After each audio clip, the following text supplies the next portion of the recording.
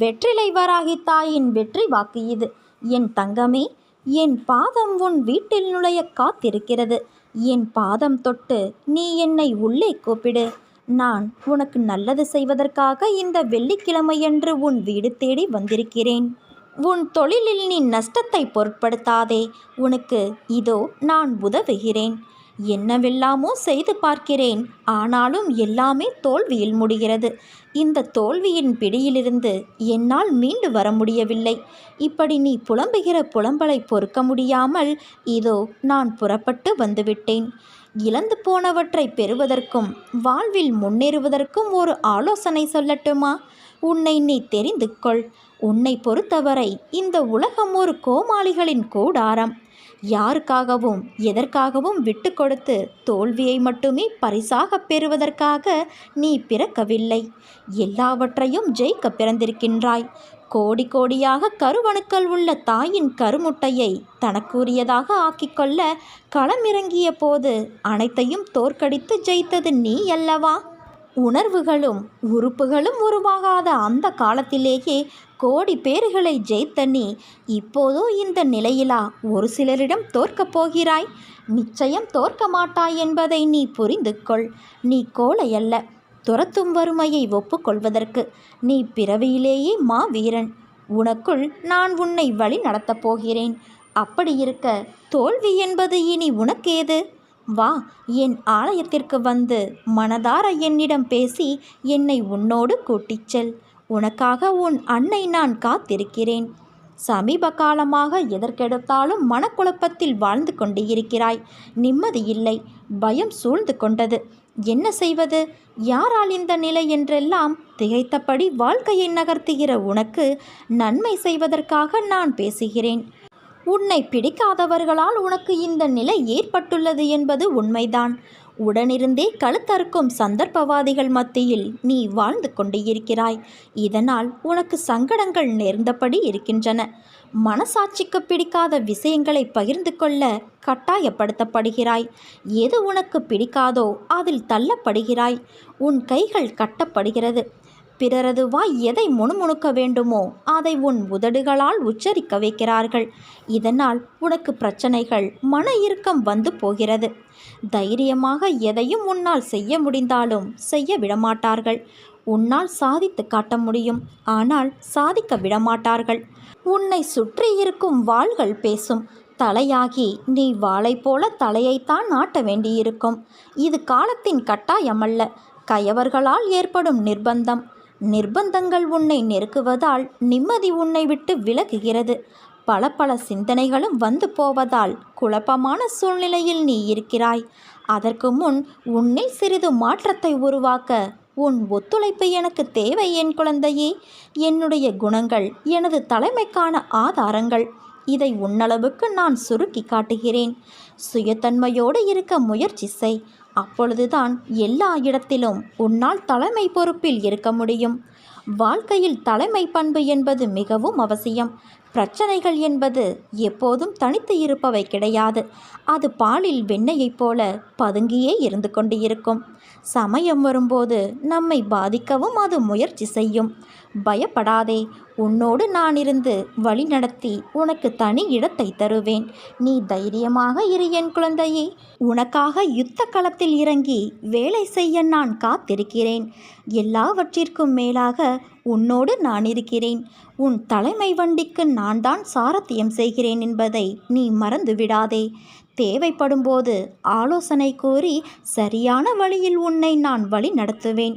இவ்வளவு தூரம் சொன்னது உன் வேலைக்காக மட்டும் அல்ல, வாழ்க்கைக்காகவும் தான் என்பதை நீ ஒரு பொழுதும் மறக்கக்கூடாது.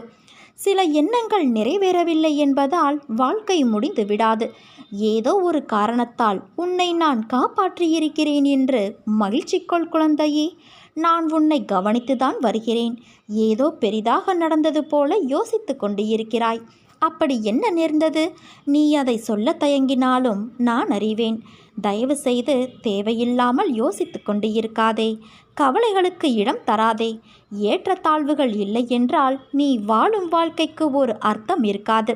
மனதில் பக்குவமும் தைரியமும் இருந்துவிட்டால் நீந்தி கொண்டு வந்துவிடலாம். நீயோ இவை அனைத்தையும் கடந்து வந்துவிட்டாய். நீ என் செல்ல பிள்ளை.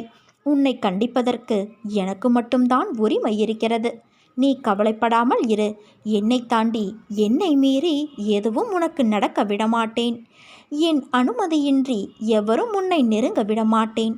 அம்மா நான் இருக்கிறேன் குழந்தையே. தன்னம்பிக்கையோடு இரு. கெடுதல் நடப்பதற்கு இடம் கொடுத்து விட்டால் பிறகு நான் எதற்கு? தண்டத்திற்காயிருக்கிறேன். எந்த சூழ்நிலையிலும் நான் உன்னை கைவிட மாட்டேன்.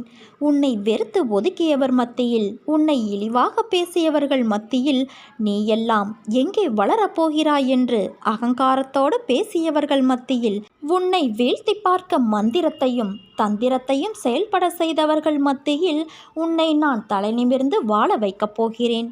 இப்போது உனக்கு இருக்கும் அனைத்து கஷ்டமும் நிரந்தரமில்லாதவை. அதனால் கவலைப்படாதே குழந்தையே. விரைவில் உன் நிலை மாறும். நான் மாற்றுவேன்.